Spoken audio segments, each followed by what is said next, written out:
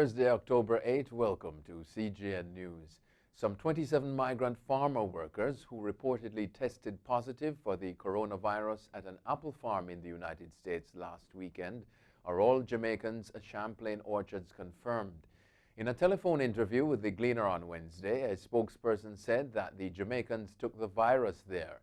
On Monday, state officials said that 27 positive cases contributed to the biggest one-day increase in cases since June 3. Health officials also supported the claim that the apple pickers took the virus to the farm when they arrived on September 14 and were placed in a 14-day quarantine. The Gleaner has gathered that at least one of the Jamaicans has been hospitalized. Former Orient investment boss David Smith was released from prison in the Turks and Caicos Islands TCI yesterday, Wednesday. But his lawyer Oliver Smith says he is not out of the woods as extradition to the USA still hangs over his head. David Smith served time for fleecing thousands of investors of more than $220 million in a Ponzi scheme.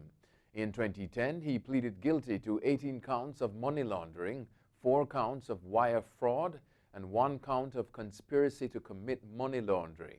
He first served 6.5 years behind bars and was released for good behavior, but returned to prison for an additional 4 years for money laundering, for which he was sentenced in the United States. The U.S. lost the extradition case, but is still hoping to convict Smith on wire fraud. Pan American Health Organization PAHO Director Dr. Carissa Etienne says cases of severe coronavirus in member countries have fallen. Addressing PAHO's COVID-19 digital briefing on Wednesday, she said data indicated that fewer people are being hospitalized and fewer require intensive care than before.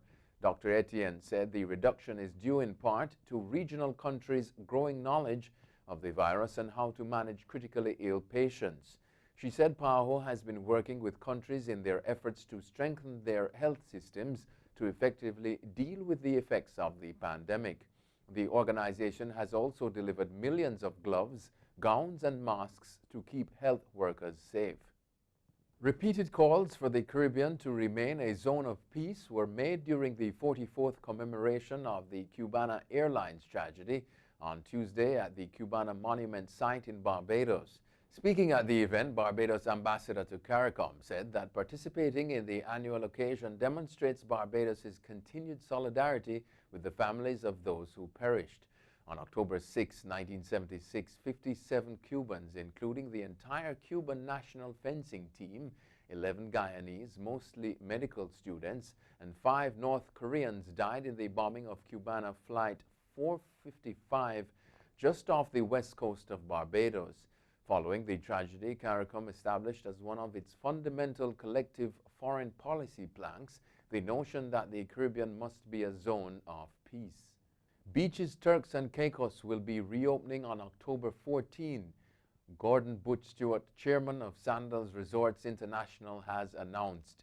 To prepare for the rollout, the all-inclusive luxury resort group spent months expanding its health and safety measures as team members met for strategic planning. Vigorous training followed, as well as added educational sessions to ensure everything was beyond standard as they formulated plans to welcome guests back. The result is the new program in place at the resort, the Sandals Platinum Protocols of Cleanliness. As St. Kitts moves closer to the full reopening of the country's borders on October 31, Prime Minister Timothy Harris is warning of a dramatic increase in arrivals. St. Kitts and Nevis closed its borders March 25 in order to minimize spread of the COVID-19 virus. Harris says it is likely that new COVID-19 infections will come with the reopening, but stated that the guidelines implemented by the government are intended to minimize that risk.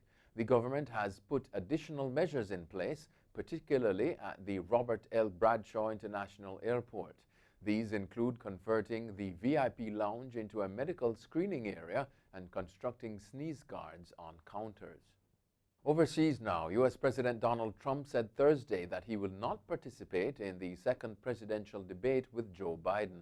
This after the Commission on Presidential Debates said the event will be held virtually in the wake of Trump's positive coronavirus diagnosis. Trump told Fox Business that he is not going to waste his time on a virtual debate. Trump's comment throws into question the second debate after the commission took the significant step to wholly remake the contest between the two candidates. The move was seen as needed by members of the debate commission, given the uncertainty around the U.S. president's health. Facebook on Wednesday said it will stop running political or social issue ads after the U.S. polls close on November 3 to reduce chances of confusion or abuse.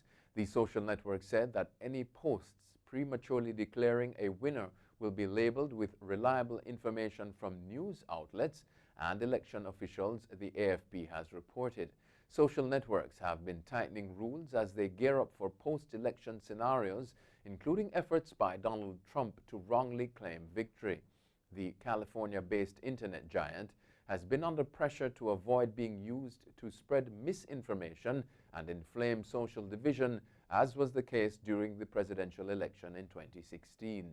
Vietnam arrested a prominent dissident writer and blogger just hours after holding talks with the United States on human rights.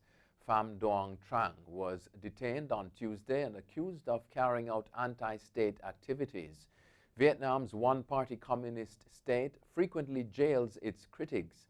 Trang has been charged with making and disseminating information and products that aim to oppose the state of the Socialist Republic of Vietnam, state media reports. Such charges carry jail terms of up to 20 years. Human Rights Watch and Amnesty International have demanded her immediate release. There was no immediate comment from the United States. Billionaires have seen their fortunes hit record highs during the pandemic, with top executives from technology and industry earning the most. The world's richest saw their wealth climb 27.5% to $10.2 trillion from April to July this year, according to a report from Swiss bank UBS. BBC News reports that the Swiss bank said billionaires had done extremely well in the COVID crisis. It also said the number of billionaires had hit a new high of 2,189, up from 2,158 in 2017. It comes as a World Bank report on Wednesday showed extreme poverty is set to rise this year for the first time in more than 2 decades due to the pandemic. That's it for CGN News. I'm Scott Wilson. Thanks for watching.